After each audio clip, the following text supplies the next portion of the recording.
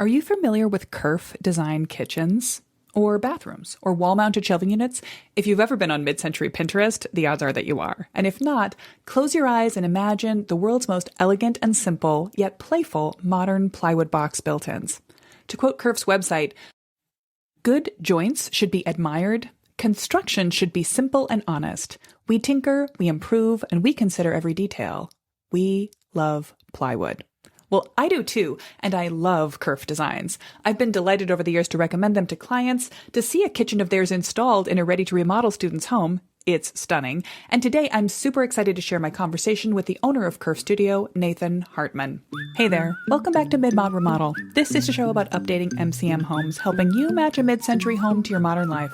I'm your host, Stella Hansman, architect and mid-century ranch enthusiast.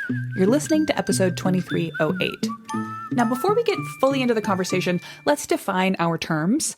A kerf, K-E-R-F, is the width of a cut made by a saw, a blade, or a cutting torch. In effect, if you cut a piece of wood in half, the kerf is the missing material between those two halves. A kerf kitchen, or bathroom, or shelving unit, or divider wall, is simple, minimalist, and elegant. It's made out of plywood, and the cut edges, revealed by that kerf cut, are used as a feature of the design. They're exposed right on the end. They don't have little bits of veneer put over them. Now, as I said up top, if you don't already know what a Kerf kitchen looks like, you are in for a treat, because as soon as you hit their website, kerfdesign.com, or bob over to our homepage for a selection of some of my favorite design projects on the show notes page, that's going to be midmod-midwest.com/2308, you are in for such a feast for the eyes. The exposed plywood edges are an art piece in themselves, and the way that they notch into each other create elegant, strong joints. They also often play with colored laminate to, as they say, add some joy to your project, and the most gorgeous grain-matched veneer finishes in maple and walnut. So if you're in the market for a Kerf kitchen, or if you're just in the mood to learn a lot of interesting background on the construction of veneer or plywood materials, where they are manufactured, how they're sourced, different wood grain types, and how this kind of minimalist, sleek, modern cabinet blends in perfectly with the traditions of mid-century history, you're in luck. I'm in luck because Nathan perfectly articulates for me why all of the different members of a design construction team are really valuable, and does a better job than I'm ever able to articulate for myself of talking about why it works so well for his group to work with a designer on one end and then take in the project at a certain level and figure out a lot of the details themselves and then hand off to a construction team, or in some cases, do the install themselves. So if you've ever wondered about the process, this is going to give you some insight into built-ins and kitchen design and cabinets generally. It's also wonderful insight into the specific process that Kerf uses to create great kitchens that make their homeowners so happy. And I hope you enjoyed this conversation just as much as I did. I think you're in luck. Again, hit the show notes page, midmod-midwest.com/2308 for links, for the transcript, and for so many pretty pictures, my favorite projects off the Kerf website. So without further ado, let's get into it. Hello, welcome, Nathan Hartman of Kerf Designs. I'm so tickled to have you here because I am a huge fan of the work that you do and that I've seen across the internet, and I would just love to know more about it. And I know that everybody that listens to Mid-Mod Remodel is also going to be really excited about it. Can I put you on the spot right here at the start? Can you tell me what is a Kerf Design kitchen or a Kerf Design production in general? What sets it apart from other interior finished spaces? Well, it's great to be here and to meet you. I think you do a really interesting podcast. So I'm happy to be here and answer some questions. What makes a Kerf Design kitchen? I think that we take a really design. I don't know. It's going to be a little self-referential just to say we take a design-centered approach to designing our spaces, but the reason that the things that we make look the way they do and why they have this kind of unique approach to the style that we've created, it all comes down to a long kind of investigation into using plywood and building things in a really sensitive manner to the materials that we like to use. Yeah. Well, So, and just for people who don't know, kerf is a technical term. It refers to a kind of cut yep. that obviously informs what you do. Can you tell me a little bit more about, well, actually, maybe we should start from the beginning. How did you come to be making this kind of kitchen? And then we'll get a little bit more into what it looks like now and what you produce. Well, I studied industrial design in school. I'm from New Hampshire, so pretty far removed from mid-century modern style. Yeah. Not something that is very popular there, and that I admittedly didn't really have any appreciation for when I got started. Um, Although my parents were both designers and artists, and kind of had a unique approach to life Interesting. there in New Hampshire. It wasn't very traditional, but I don't think you see that when you're growing up. It's just your environment, right? Right. Yeah, I mean, Um, it's mostly built up. I feel like a bunch, the mid-century centers are the places that boomed during the mid-century years, and so much of the yeah, East Coast was already built, was filled already yeah, with buildings that people were living in. right. Well, I went to art school. I went to Rhode Island School of Design and Oh, studied nice. industrial design, and learned a lot about just RISD's specific sort of approach to studying craft and actually having your hands on stuff and building things and trying to design things with an understanding of how things actually got produced. Right.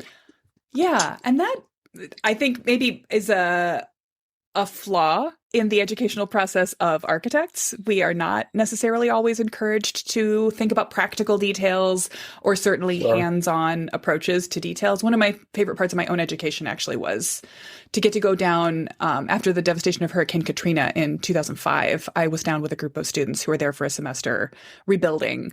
Oh wow. As part of our grad program, and that experience of actually like drawing something and having to put it together Hmm. Hmm. was very informative of Yeah, my it later makes you studio work and my understand why you're professional career. Yeah. you're drawing these details, because it's really important when you're thinking about how some Yeah. intersection happens that Hmm. no one's going to see it when the building's done, but But it matters. And it's, or maybe everyone sees it, and that's what makes it interesting, right? yes, Yeah, exactly. Or no one sees it until there's a failure and then everyone sees it. So, yeah, yeah, yeah, yeah, how it's done really yeah. matters. So I got this education in design, moved to the West Coast immediately afterwards, just kind of on a whim, and I was very much out of my environment. Right. Suddenly, I was surrounded by all this mid-century stuff in Seattle. Yeah, Um, mid-century is big out there. yeah, and so this is the '90s, and I was, working jobs that I could find and playing with some ideas of my own. And uh, I had a friend who was still living on the East Coast, and he had started a little furniture studio, and I visited him, and he was working on a project for I think Crate and Barrel, Oh, and fun. they had said, "Oh, we need a side table or something, and here's how much it needs to cost." And that was kind of the only parameter they gave him, and it had gone so far from what I had taken from school, where it seemed like you're supposed to design and think about like the meaning of what you were doing in your childhood or your beliefs or whatever, and embody that in the way something looked. And it was kind of surprising to see that industry was like, we need this. This is how much it costs. Get us something, right? An object, it functions, it has a price. Yeah, Yeah, it go. has a price, right? And I don't know. I thought it was an interesting challenge because it wasn't very much money. And so I came back and I was thinking about it, and I made these little tables that were really simple. They were really easy to make because the budget was so small. It had to be something that I could build really quickly on my own and not spend a lot of money on materials. And so that's why I Hmm. started working with plywood and plastic laminate. Yeah. They were also around. I could just grab them off the shelf of the shop I was working at and put things together. But so the very beginning of the idea was thinking about like how you're going to build something, what it's going to be made out of, before I was even thinking about what it was going to look like. Now I kind of took what it looks like as the result of those earlier, criteria. Um, Well, that feels very tied to sort of a modernist idea of honest materials and the thing that it's yeah, made of informing the aesthetic, and that maybe not mid-century specifically, but very much in the kind of very modernist modernist design though, tradition. and I Yeah. think that at that point something for me clicked, and I was like, oh, I guess this is what Charles and Ray Eames were doing, Yeah, 50 years absolutely. ago. How interesting that I've rediscovered this thing that people have already done and moved on from. But I don't know. It kind of opened my eyes to what what the interesting things were about that work beyond just like how they looked. Right? They weren't Yeah, just abstract ideas. They were really about manufacturing, and they were filling needs. Right? Like they were building out this post-war explosion. Everybody right. needed housing. It had to be a certain scale and size and cost, and It had to they be were all really repeatable. important. It had to be Yeah, fast. Yeah, all of yeah. those things. And at the same time, some of these architects were building these things, and not in spite of all those constraints, but because of them, they came up with some things that were really beautiful. And I kind Right. of learned to appreciate them with that fact. And I started to look around myself in Seattle and go, "Oh wow, yeah, there's a cool one over there. I never would have noticed it." And, um, so I was developing this furniture. It was really hard because it's hard to make a living building furniture. Anyone will tell you that. Yeah, Um, and people started hiring me to build cabinets, which made a lot more sense. got it. And So it it was was like actually kind of a something that something. happenstance. It was something that somebody needed. It was a happenstance, and it had already been my career for 5 or 10 years before that. Was just working in cabinet shops. I mean, that's what people who use table saws do. Mm, Um, right.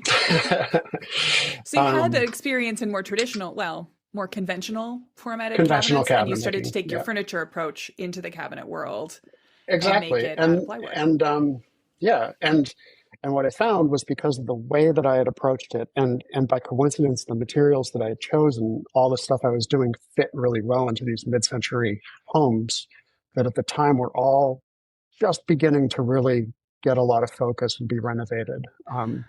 Yeah. Like in the And I in the think, 90s, in the early 90s, I think if you turned on the TV, the example I always use is you turn on the TV and you see a car commercial, and the guy drives his Cadillac and he pulls up in front of a big McMansion, like in mhm. 1994. But by the year 2000, they pulled up in front of an Eichler house in California, and it's like the whole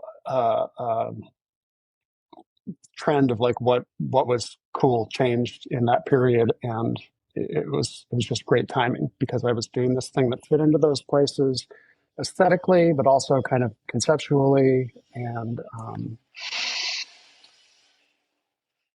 everybody needed it right then. And hit the So moment.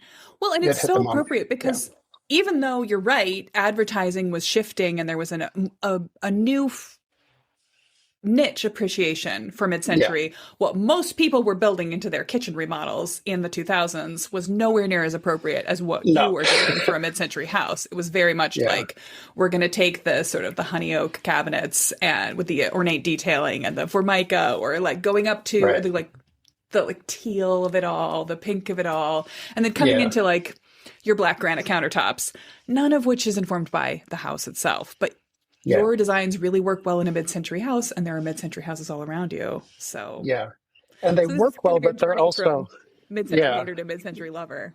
yeah, yeah, exactly. Um, they work well, even though they aren't reproduction, right? Like we Mhm. aren't designing cabinets that are supposed to imitate It's those not a time things. capsule. It's not a time capsule, and so I think that that's another reason that we've been successful is because we're Yeah. doing something new, but it still uses the same materials and the same approach. Although, I mean, there are a lot of, you're right. Yeah, a Kerf design, especially with the lovely exposed plywood edges and some of the color choices that you make, doesn't look like a time capsule mid-century house. But your modest builder grade house in 1952, this one, for example, Right. has a lot of plywood in it. The doors of my kitchen cabinets are plywood with routed Oh, edges. exactly. Exactly. This Yeah. is, ply.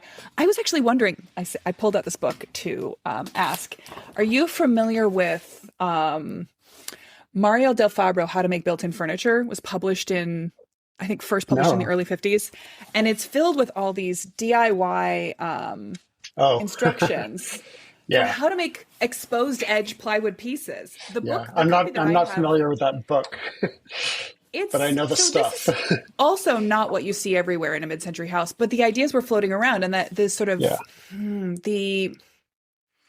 I think it's one of those ideas that comes back again and again. Like you say, you rediscovered the Eames's process by Yeah. practicality, by using practical machine materials in an efficient way. Mhm. And I'll send you the information for that book, by the way, if you want to track it Oh, down. that would be great. Yeah. I got mine. It's actually a copy from a library in Canada that was published in England in the 60s, but it was also available for publication in the US. And sort of also like the popular mechanics approach to like finish your own basement with plywood Yeah. details. Yeah. It just makes so much And sense. unfortunately, a lot of that stuff, it's, if they did it in the 60s, it's now 60 years old, right? Right. And Maybe and it's failing. kind of May have worn some out. It's falling apart. And style maybe details. maybe it was your grandpa building it in the garage. Maybe it wasn't a professional shop. So I mean, that's great for me because we make cabinets and we love going in and replacing them. But yeah. Well, actually, this is not even on my list of questions, but I'm curious. In the houses that you end up working on, do you get to know what was there before? So how often are you replacing like original not very hutched cabinets versus coming back and taking out like a 90s remodel and putting in a new, more It's appropriate both. Kerf design? It's both. Yeah. Yeah. I mean, I get the same with my clients. Yeah. Yeah. It's Like I feel kind of bad sometimes when we're tearing out the old stuff. I mean, there's some really neat old cabinets that we've removed that's been a shame, but they've outlived their lifespan. So Yeah. I mean, yeah, there are, after 70 years, there are going to be some failures of performance. And then also, does the original setup fit the needs of the current owner? Yeah. Which is the question that I'm always asking with my question. Yeah, and there's also a difference in who the owners are now. Like a lot of the work we do down in the Bay Area, the South Bay, there's a lot of money there now. There wasn't when they were building these Eichler neighborhoods, but now, they aren't modest middle class housing. They're all owned by very wealthy people who are buying. When they're buying the real estate for a couple $1 million, it's no longer appropriate to have a kitchen that your grandpa built in the garage. In that, right? Like there's a certain level of finish that has to match the new client, right? And so, Yeah, absolutely. yeah. I mean, not that I'm pro that. I kind of prefer the modest projects myself, but I honestly feel the same. I mean, I love it. If we get to work on a house that was, designed by an architect back when, and a lovely post and beam structure with glass screen walls, it's delightful. Yeah. But some of the best challenges are how to fit a great design into like a really tiny footprint, and how to figure out how we can really improve someone's life by pulling as few strings as possible. Which is, that's part of the challenge of design. I sense a kindred spirit in you there. So how did you go from a couple of people wanted you to maybe do some cabinets for them while you were making furniture to now you are Kerf Design and everybody knows your name? Oh, well, it's just been kind of a long, gradual process. It's all grown very organically. I hired someone because I needed some help building things, and then I hired someone because I needed some help drawing things, and we're still not a huge company. I think there's 14 people working here now, so we're still a small business. But it really has kind of just been a really steady development over 26 years. Well, that is, it's the journey. And I think when you, ideally, the world doesn't always reward quality the way it ought to, but ideally when you're doing good work, then you get word of mouth, people hearing about it, knowing about it, Yeah. finding it exciting, wanting to try it for themselves. I'm curious about, well, actually, maybe we want to talk a little bit more about the mid-century of it all. Yeah. You probably don't only do designs for kitchens in mid-century built houses, or No, primarily? not only. I mean, that's definitely the bulk of our work. But we've done stuff for all sorts of different houses, from brand new, really modern builds to, 300-year-old, New England farmhouses and stuff like that. Like it's just, we'll do whatever anybody needs as long as it's, made out of plywood. As long as it's made out of plywood. Great. And I saw on your website, actually, I've got some questions I wanted to ask because I was poking around on your FAQ pages, and you obviously are an expert in what can be done with plywood. And I was noticing that you were talking about veneers and different options. So you have a maple and a walnut, and then a fresh, I forgot how you described it, but a fresh or an aged version. Can you tell me a little bit more about that? Well, the plywood, it has a face veneer on the outside, and that's the decorative veneer. And because the product we use is being custom made for us, the plywood itself. The plywood itself. Well, I mean, not entirely. It's the core of the plywood is an import, and it's just a standard thing that lots of different companies use, and then they name it different things depending on who's producing it. But the core comes in, and then there's a factory down in Oregon that puts the decorative veneers on the outside, and then they do a finishing process for us down there too on the faces. So we're speccing what, the quality and the type of wood that we want on the outsides of it. And it looks beautiful every time I've seen an image. It's gorgeous green quality. Yeah. So we had to choose. I decided we're going to constrain ourselves. We're just going to have a light wood and a dark wood. So we chose maple and walnut, partly because of just needing space to store all the inventory that we need, and the cost of that, and just the fact that we weren't going to be able to have a custom veneer for each different project, right? So the aged versus the new looking stuff, we made a point of showing that on the website because that veneer on the outside of the plywood, it's wood, it's a natural material, and like any other piece of wood, it's going to change over time, and exposure to sunlight and air and things like that. And so it can be kind of a dramatic change. Like walnut, when we first get it, has this really dark brown, almost a blue tone to it. And after a couple of years, it gets a lot lighter and it turns to a really orange color. So the aging process happens in situ. It's just like after a time. Just naturally, yes. Okay. Yeah. I was wondering about that because it felt like maybe it was two options you could choose. But I was noticing I was really drawn to the aged product because for me, one of the defining visual qualities of mid-century woodwork is that it has that warmth to it. Yeah. And then I feel like a lot of modern wood products, even if they have the sort of search term mid-century applied to them, feel cold or blue in a way. I don't know that changes over time. They may have some finish applied to them that prevents them, or they may not. They may not be wood either, right? Like they it may be laminate or some kind of print. Like the I always have to. Well, not always, but I often have to explain to people that it's wood and it's gonna, the cabinet they get might not look like the same picture of another one they saw because it came from a different tree. The grain is different. Right? Yeah, the grain is different, and it's going to change color over the years. That's kind of a problem when it comes to like if we have to replace a door on someone's cabinet that we built 5 years ago. Like we can make a new door, but it's not going to look the same. Not for a while. Eventually it will, right? If you wait eventually, yeah. This is such a digression, but my parents have not mid-century at all. They have a property where they built an oak timber frame barn, and the it's raw oak and it should just weather it. But when they put it up, it was very like honey warm colored, and they put it's a board and batten barn. So they put the boards on 1 year and then they waited 3 years to put the battens on because they were, I don't know, distracted or something.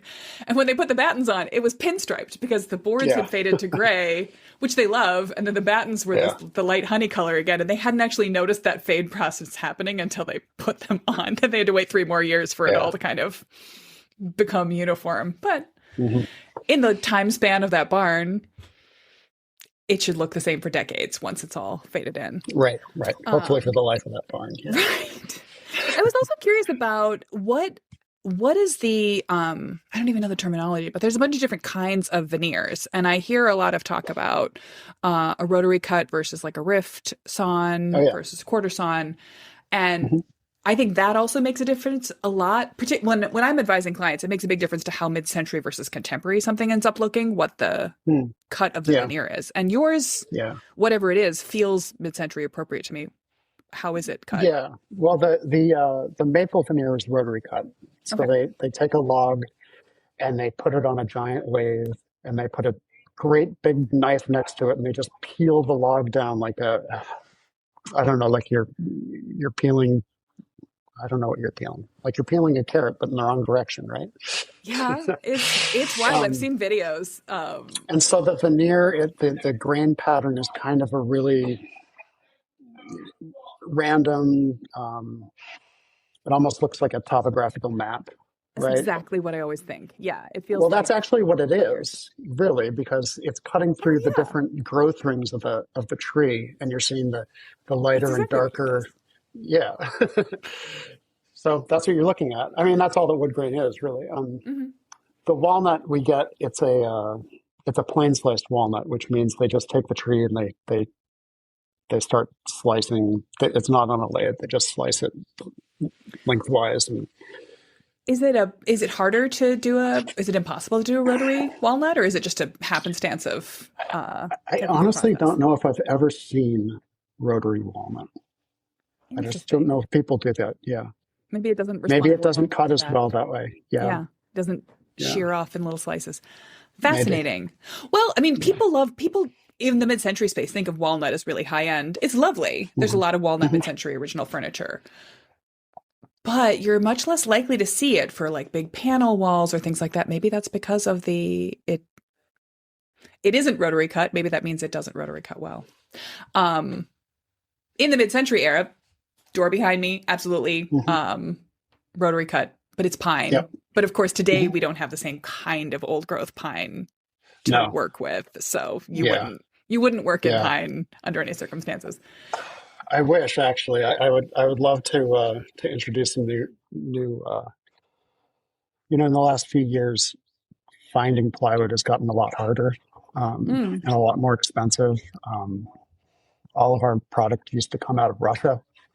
And when they invaded Ukraine, that whole supply chain got disrupted. And it had already been in trouble because of COVID. So now it comes from various Eastern European countries. I think Latvia is our current supplier. And so I would love to find a domestic source for, really high quality, nice wood. If I could have a rotary cut fir panel that would machine as well as the stuff that we're using now, I'd use it in a second, but we just haven't found the right product yet. Something out of Washington State. Are we? Yeah. I have not actually thought about this. Are we cutting down the original old growth forests of Latvia for our pretty plywood right now? Or do they have, why are we sourcing it there? Well, I don't know that it's old growth, but that's where the birch trees grow. Oh. Okay. And a lot of them, trees, it's climate. It's climate, but I don't think that cutting. How do I put this? Cutting down a tree doesn't hurt the climate or the environment. The carbon that the tree has captured to grow into a tree and produce all that wood that it's, that the carbon in the air used to be. It gets cut down, and then we cut it up, and we build a kitchen out of it. So there's the climate, right? And then you grow another tree. Don't set it on fire. And then you grow another tree in its place, right? if you're not replacing them, that's a problem. But all of our stuff is sustainably harvested, meaning they go and plant, when they cut. Nice. Interesting. Well, that took me into a whole. Now I know more about the sourcing and the supply lines of plywood in the U.S. Yeah. These are things that, as an architect who focuses on the schematic end of things, I'm not that involved in, but I am always fascinated by it. So, thank you for a little side direction into plywood supply lines and veneer process. So actually, no, I have a follow-up question. So you get the wood finish comes from the place in Oregon that's putting on nice veneers. What about if you're going to do a color? Do you apply that in-house in your shop, or is that also sourced from somewhere? Applying a color is that's usually in the form of plastic laminate. Okay. So the veneer's the veneer. We don't have an opportunity to stain the wood or anything. You just kind of have to use what you get. But all the bright colors that you see on our products are plastic laminate. And we do that in-house in the shop. Do you put it right over the same veneer, or do you put it onto a different quality or a blank? Well, it's actually a little complicated. We don't really use laminate in the way that most places do.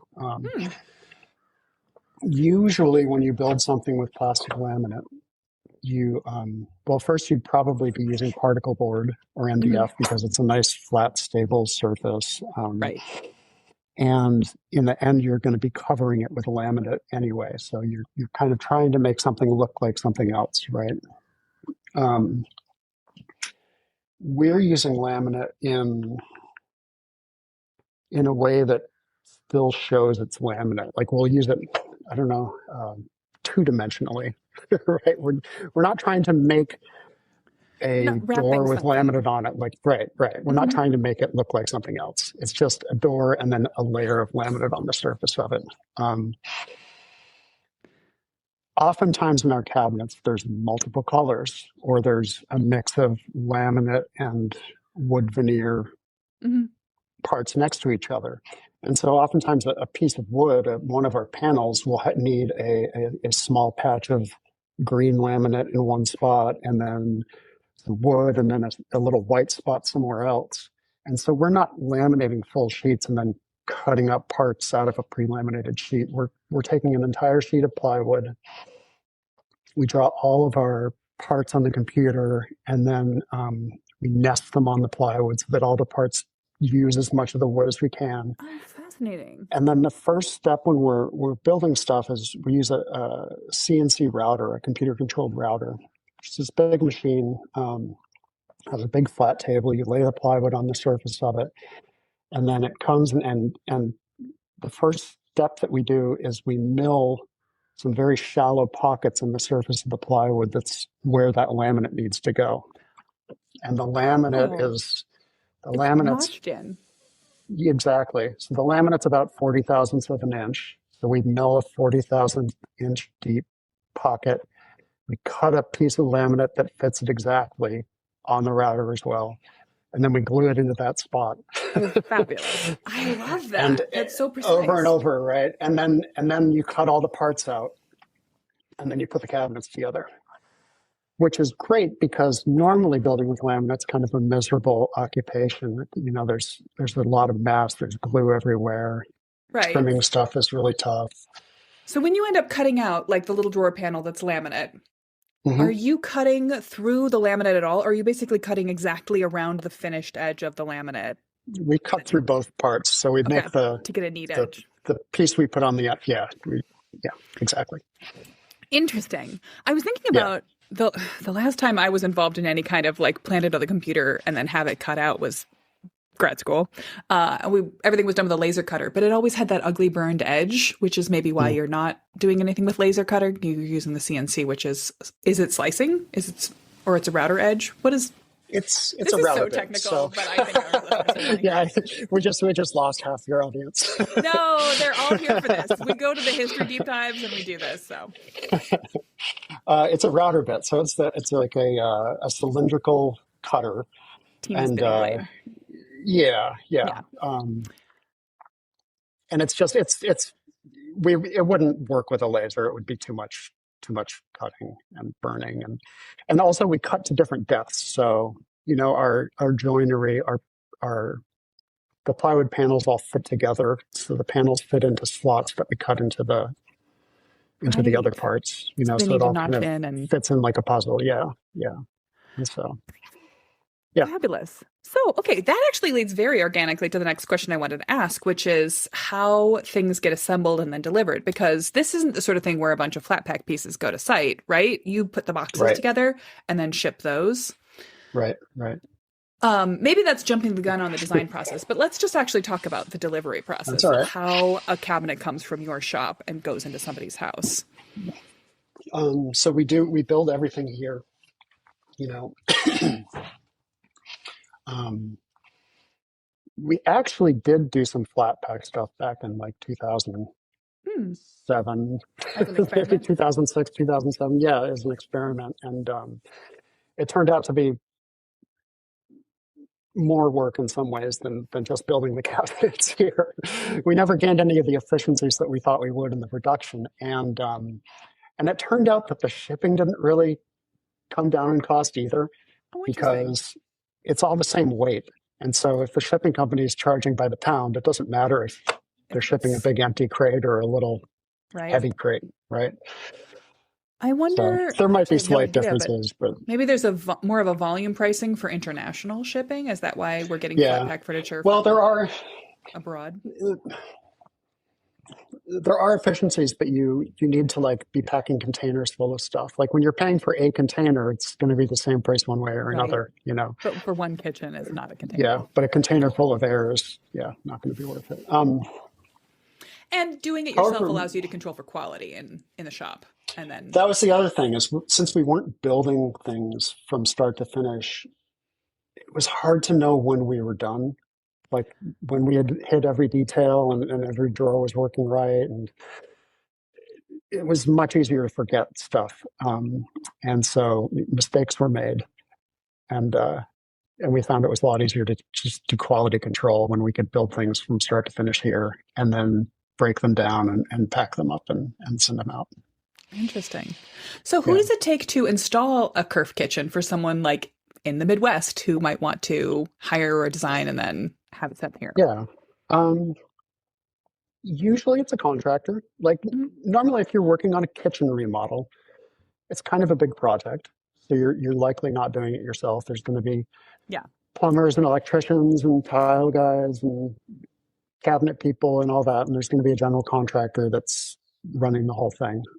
And they're most often they're going to be qualified to install the cabinets, or they'll even hire a sub to install the cabinets. Mhm. It's not to say we don't have customers that do it themselves. Some people are just love it and they want to do it themselves, but usually it's a contractor, a Got it. local So it's contractor. Yeah, potentially DIYable, but it's probably something that just as potentially. if I you mean, had a local there's shop doing it. definitely some skills that you need. You have to understand what scribing is and how to get things in level and square and things like that. And I wouldn't want to do it for the first time and expect it to come out well, right?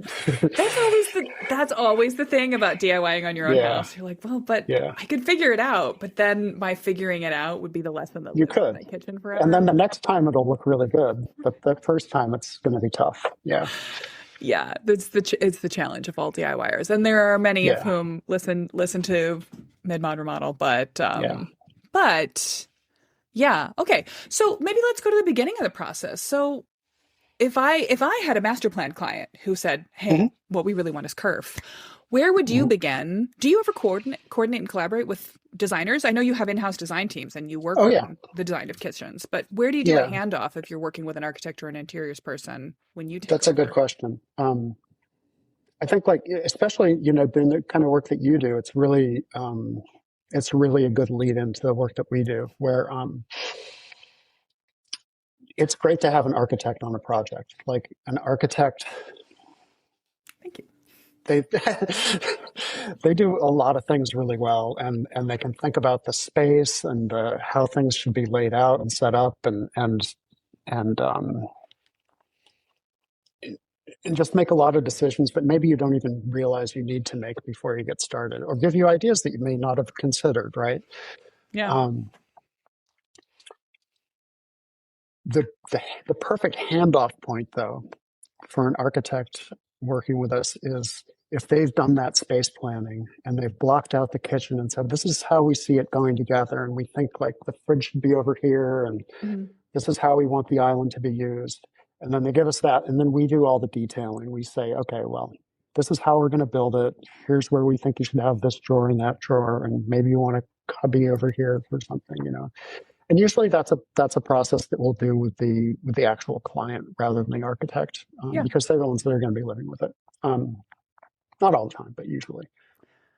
Well, that, So the general outline is a yeah. great place to start.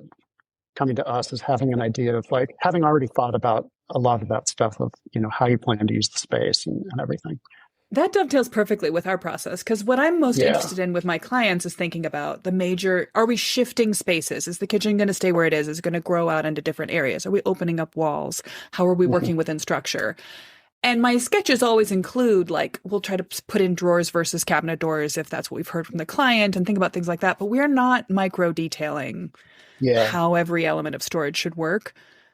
Honestly, even if I had all the time in the world to give to a project, I'm not as expert in that as you are, or as any cabinet shop is going to be. So I always feel like we're kind of giving the concept of kitchen use to Mhm. a person who's going to then detail. And we do Yeah. try to keep in mind, like drawing. I don't know if it's even obvious in the outcome, but we were thinking in like sort of like 3-inch increments, trying not to design unreasonable spaces. Sure.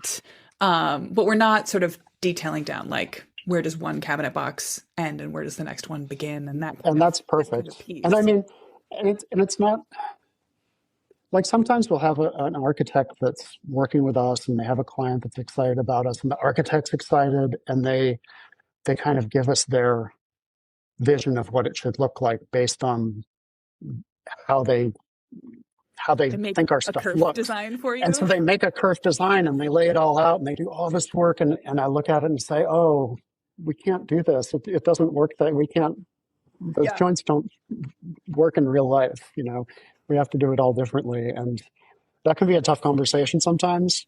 Oh, I Um, bet that takes some work. Well, I think that's an interesting question of sort of precision versus accuracy yeah, um in information processing. And it's something that I keep us entirely out of in our process because we're so often working on remote projects where we have yeah, relatively accurate dimensional information, but not perfect.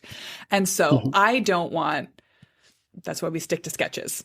I don't want to be right, messing around with eighths of an inch in AutoCAD that are not yeah, reality and then handing it off to yeah, someone like build from this, which they can't. So I can hear how yeah, that might happen if they design in Revit or if they design in CAD and they're just sort of like placing things around and thinking about, I've got my 3/4 or my 3/8 yeah, plywood thickness here, and that's not how your shop is going to put it together. So then there's an overlap and a double yeah, design yeah, process. yeah, It's not yeah, comfortable. yeah. And But sometimes yeah, it can, yeah, for sure. and I also think it is a nice thing. I want to be very one-on-one with my clients while we're thinking through the schematic layout of places. And then I feel like in a different format, if you're going to be the architect that does construction management, I think it can make sense to keep a handle on the process. But the Mhm. less the less cooks in the kitchen of the kitchen design at each individual space phase is probably Yeah. wise because then you can really work with someone on like, I don't know. How detailed do you go about like where do you want various types of what's going to be stored inside of the drawers or cabinets or things like that? What are you thinking about when you're putting together a design to We buildable don't space? we don't really have any rules about our services. We basically do whatever it takes Kind of to depends. make sure the client's happy with the design. And sometimes, you know, sometimes we'll have someone come to us with a project and we do one drawing and they're like, "Oh, that's perfect," right? And And rubber and stamp we it. just It's good. build it and everybody loves it. And then other times, you know, it's like we'll go back and forth for months just, you know, working out the details and saying, oh, you know, I realized I have this weird spoon that's not going to fit in that drawer. Can we, can we make a different place to store that? And, you know, it's all great, and we try not to worry too much about the time of our designers and just that process, because it's really about understanding what people need and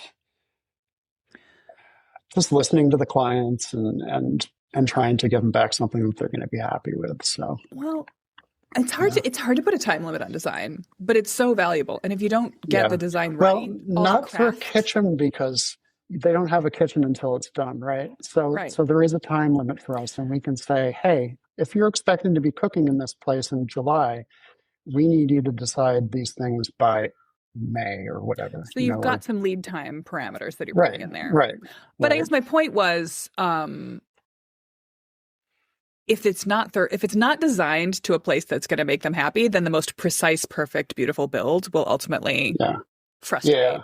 So there's so much value in that. Do you build your design time into overhead, or do you charge for that work? It's just overhead. Okay. Yeah. It's interesting to think about how it falls into different parts of, like contractors will bill if they have an internal designer a certain way. An architect, obviously, we are the design. Like, that's what we charge for. So it's curious to think about how it falls into the pricing structure of different things. It's my least favorite part of the whole business is how much do we charge for this? Right. I mean, yeah. And it's honestly something I really struggled with. And it's why I ended up going with like a fixed fee package product, because I just hate haggling over how many hours did I think about this? Well, I don't know. I was thinking about it while I walked my dog in the morning, and I was thinking about it before I fell asleep at night, and I was thinking about it while I cooked dinner, and then I drew on it for 4 hours, and it's just impossible for me to run a timer on that. So instead I'm like, it was this many weeks.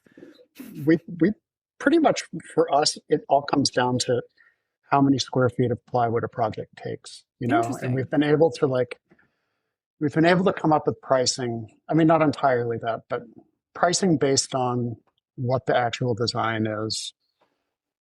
And we know well enough, like, how long it takes to build that. And we know more or less how long it takes to design a kitchen of that scale or something like that. So the calculator that we use it all comes down to square feet of material and how many drawers there are and things like that.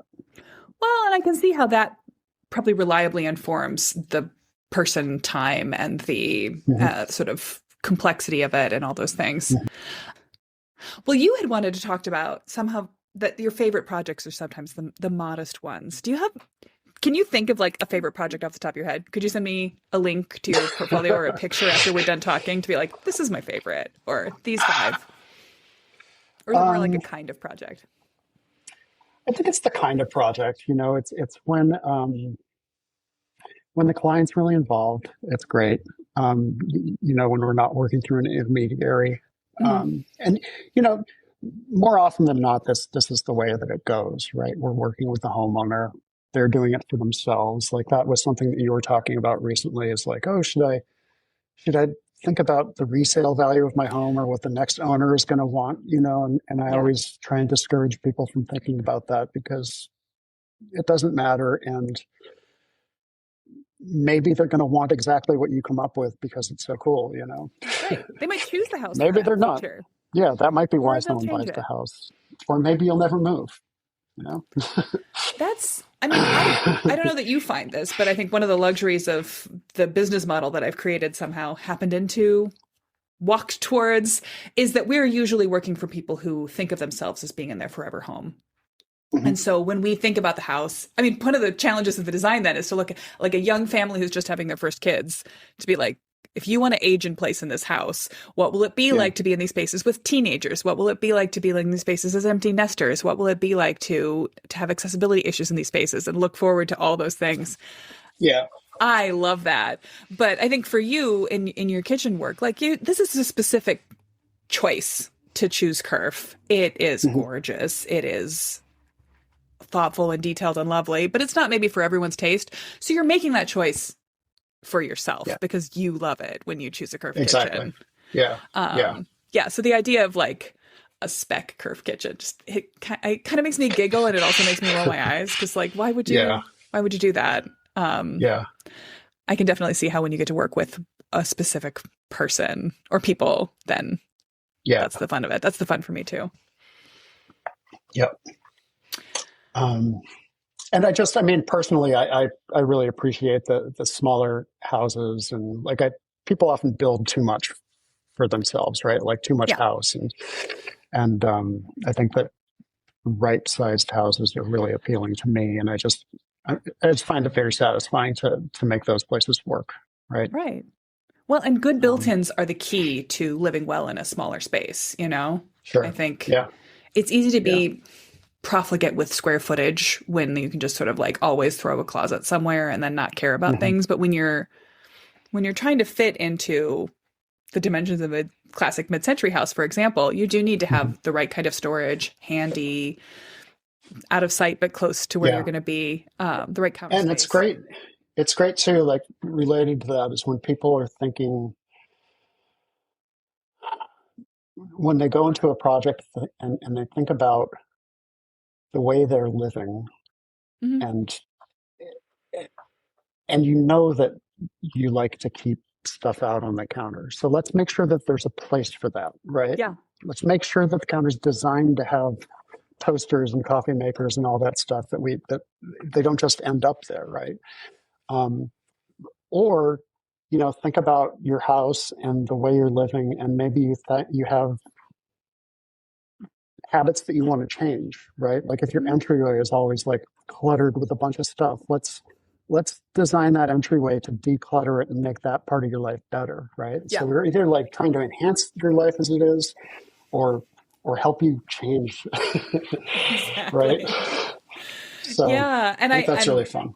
my design attitude is generally like, let's lean into your predilections because I don't think you're going to be a better human being when your wall is Exactly. finished. Yeah. But, we Like can also I like if there's a clutter hotspot, we can try to make it go away, sure. yeah. I, I I I'm a like what you're thinking.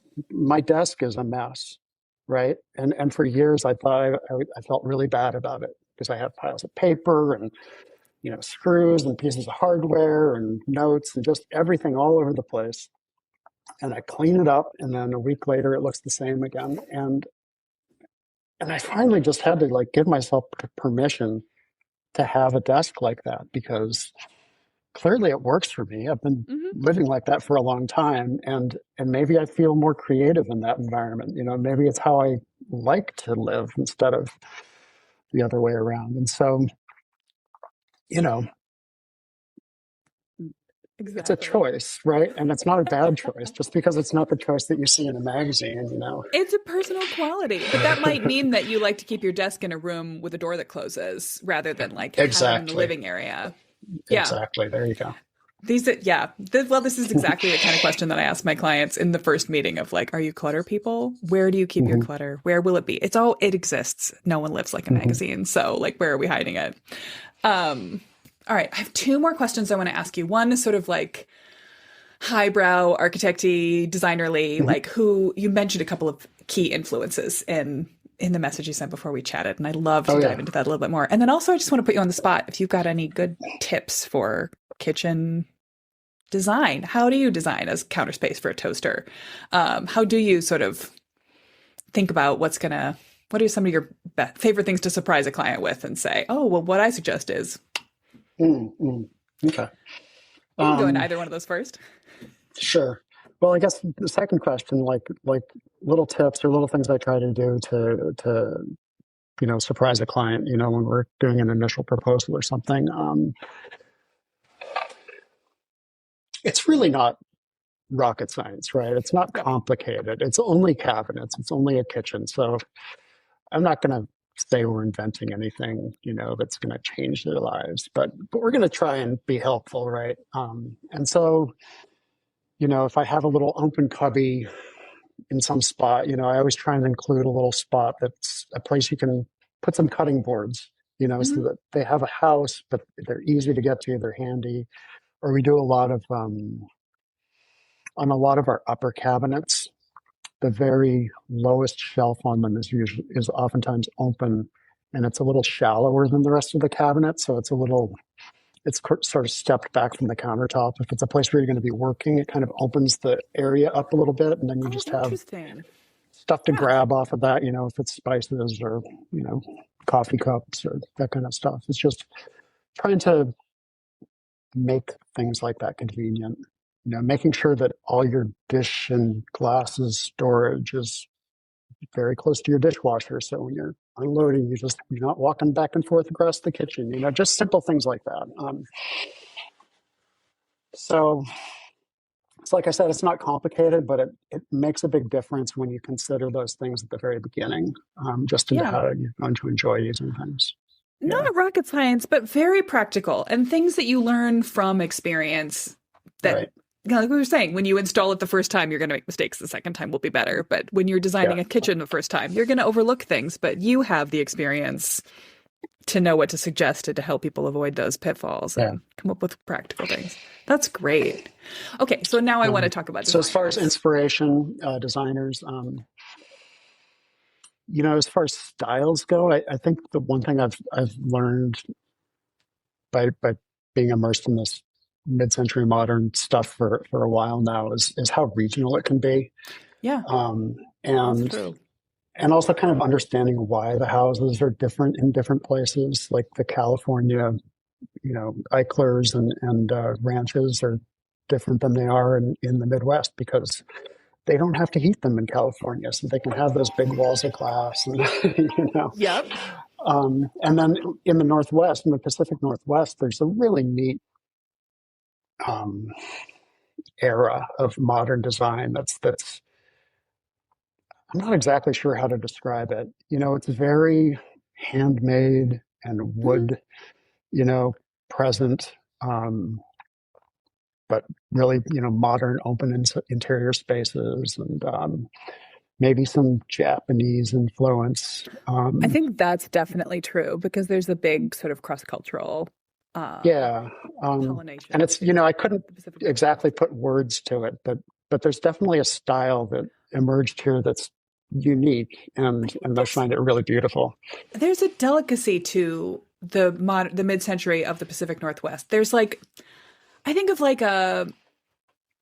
an iron staircase with concrete, floating steps that have just a little bit of a curvature at the bottom, and they just feel so elegant.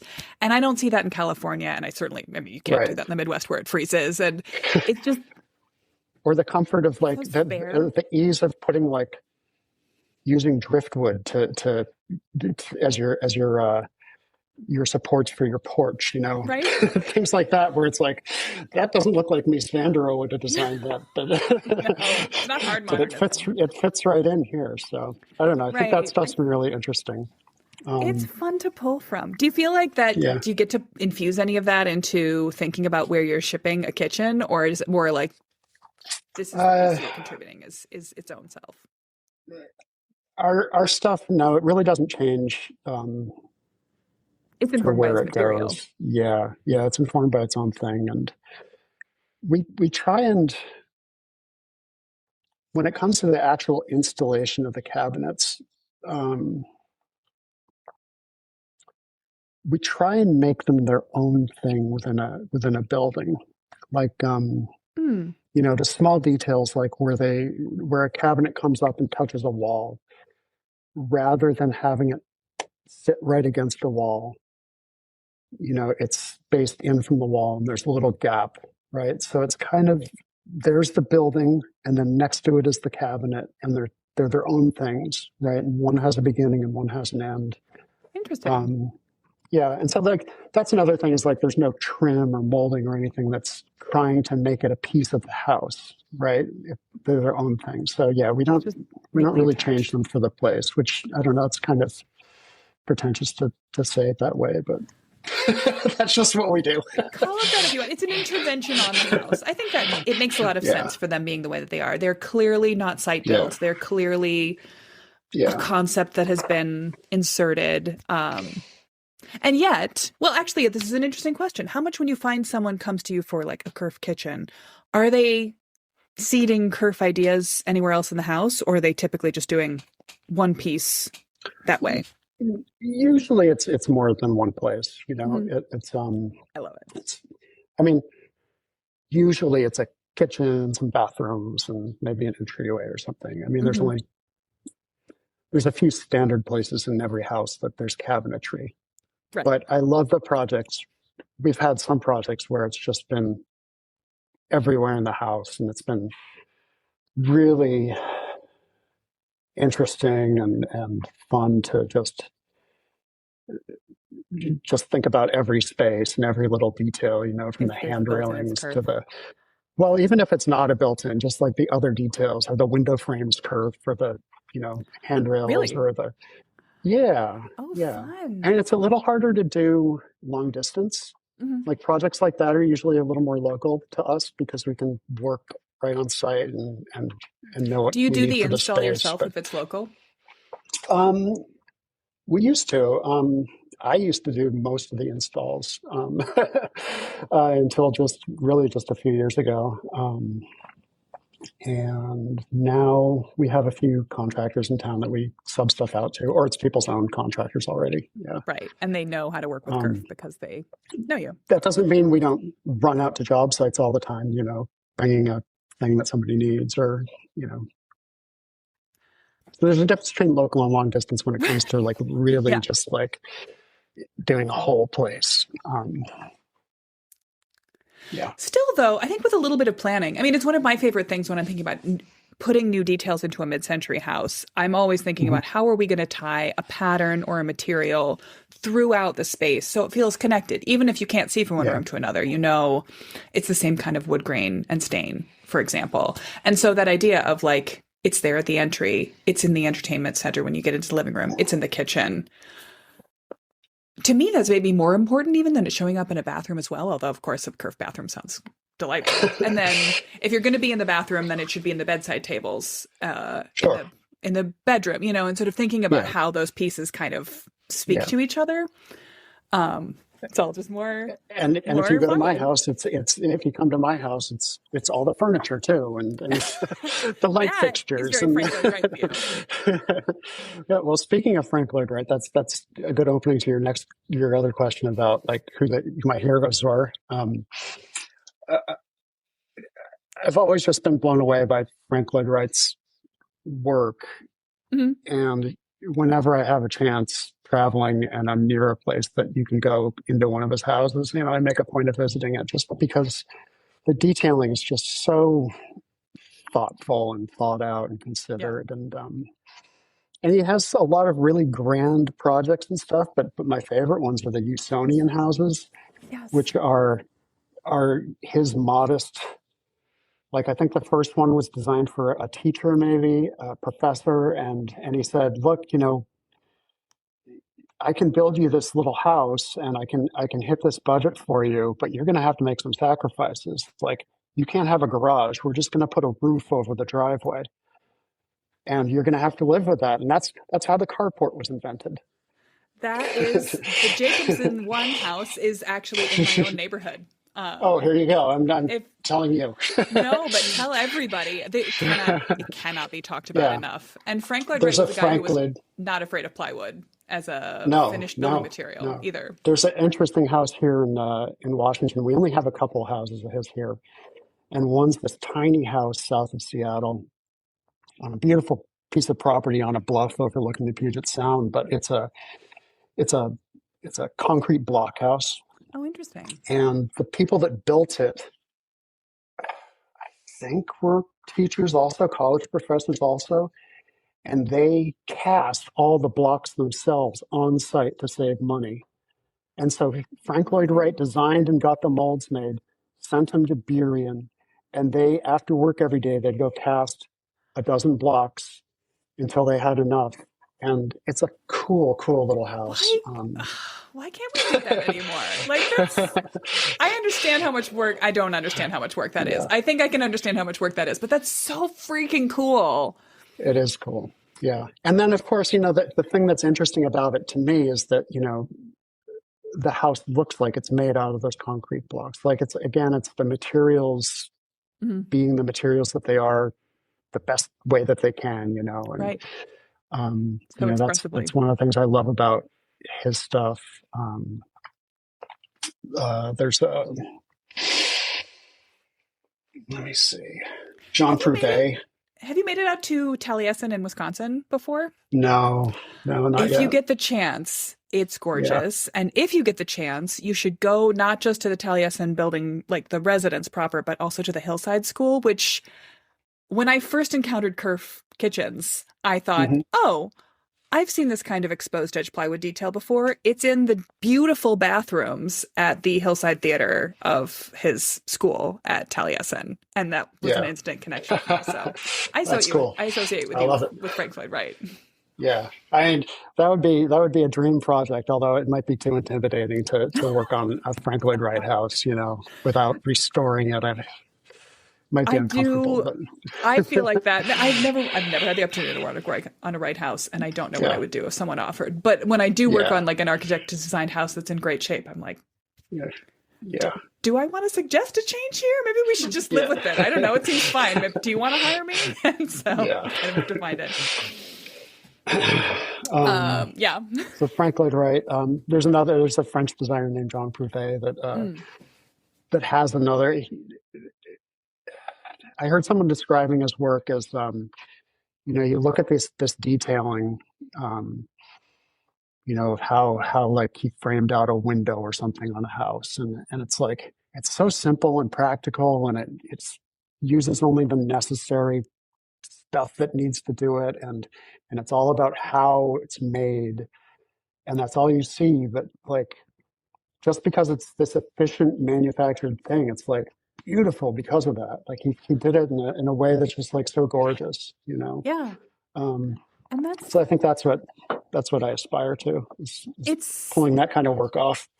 It's the magic of modernism, which is that Yeah, it's not easy because it's simple. It's sometimes much harder because it's simple and yeah, every joint and every detail is exposed. Not to yeah. knock. I mean, people sometimes think I hate other styles of houses. I don't. I love all the other eras of houses. I just only ever talk Hmm. about mid-century. But there is a kind of a get out of jail free card to ornateness in molding and to multiple layers in your detailing because you just cover up Yeah, all of the connections yeah, with piece of wood on top of piece of wood on top of piece of wood. yeah, And then, you paint it all white and like treat it like gingerbread.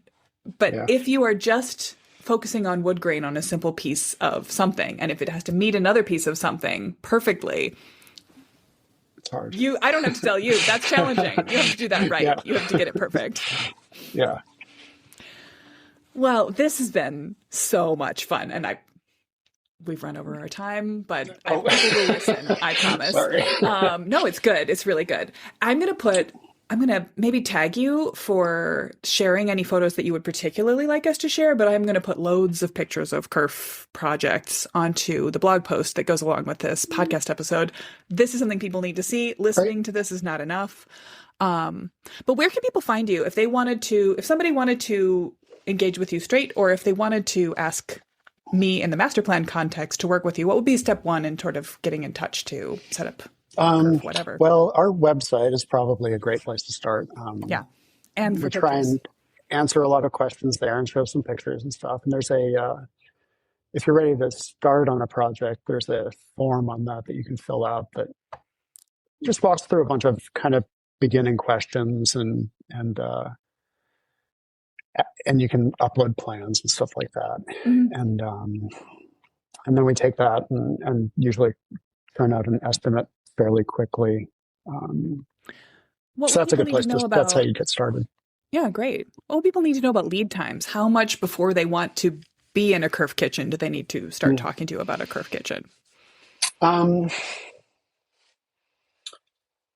it takes, I would say on average, it's maybe a 4-month process. That's faster than I thought. It can be, yeah, and that's just because we need to kind of get to know each other and talk about the project and come up with some plans, and then we need to refine those plans and make sure all the decisions are made. And then for our part, like we like to get signed off on everything maybe 6 weeks before we're ready to start working on it. Okay. Like actual like construction, building a kitchen might just take a week in the shop, but we want to be ready a little ways in front of that to make sure that everything's lined up and ready to go. Right. Last minute. Yeah. Wait, I thought of something. And also just so you can have a good workflow. Oh, we can't get big that projects color going anymore. smoothly. Yeah, and that workflow. Yeah. Absolutely. Yeah. Well, what And sometimes exciting there's other idea. things scheduled, so we have to Right. work around everyone's schedules. It's a constantly shifting thing. Yep, I was just recording a podcast about, FAQs that we get when people work with us. And I was thinking about lead times. And I was like, well, how long it takes us to do a project is not how long it takes us to meet someone and then do a project, because how many other people are in line ahead of them really determines how long it's going to take us to I mean, it's never really too early to start, I guess. Thank you. Yes, absolutely. This is exactly it. I'm just going to record some soundbites of you. Architects are helpful. It's never too early. If you haven't built the house yet, it might be too early. If you haven't started building the house, if you haven't bought the house yet, it's too early. Both of those come up. People are saying, "Oh, I'm putting an offer in on this place, and I want to design the kitchen." And we usually say, "Well, let's wait until the money's changed hands, and then we'll start working on that." Fair enough. So that's basically the limit. Do you have the house? Yes. Great. Then we'll start thinking about it. Yeah. Fabulous. Oh my gosh. Well, this has been amazing. It was so good to meet you. We will put all the information that we need on the website, and everyone should go look at it there. All right. Great. Thank you. Well, that was great. I particularly enjoyed it when Nathan described his preference for working on a project that has an architect involved in just about exactly the handoff sequence that our mid-century master plan provides. A homeowner has a chance to really think about their needs and goals. They've had a designer on hand to help with space planning and blocking and major questions, where there should be an island, where we can open up walls, what materials it should include. And right then, it gets handed off at the schematic level to his team to coordinate the perfect craftsmanship and all the details that are going to make that kitchen fit in every nook and cranny specific to this family, to this household. Also, can I just shout out his opinion that it's never too early to start on design? I promise, I did not coach that. I'm having a total LeVar Burton reading Rainbow moment about this. You don't have to take my word for it. Listen to Nathan. Okay, anyway, thanks again to Nathan for both this great conversation and the entire concept and business of Kerf Kitchen. I can't get enough of them. Next time, we'll be digging in on a recent project that I just completed with my primary partner on that project, the homeowner herself.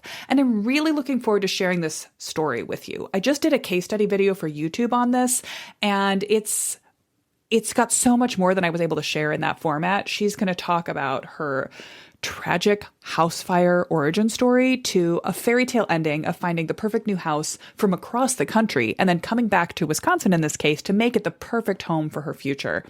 I'll be back to share that story next week. But for now, don't spend too much of your day doom scrolling the Kerf Kitchen website. But, you be the judge of how much is too much. Have fun doing that. Maybe email me and tell me what your favorite project is. Or email Nathan and tell him, because I really can't pick a winner. Okay, catch you next week. This episode was written and recorded by me, Della Hansman, and produced by Rebecca Rossi. If you'd like to support the show and mid-century homes in general, please subscribe so that you never miss an episode. You can help other people find us when you leave a rating and review, or recommend us directly to a friend with a mid-century house. Find more of Mid-Mod Remodel on Instagram, YouTube, or pop right over to our website to check out our services. I would love to design a master plan for your home, or teach you how to create one for yourself in my Ready to Remodel program. Thanks so much for listening to Mid-Mod Remodel. I love that you love your mid-century house. I love it too.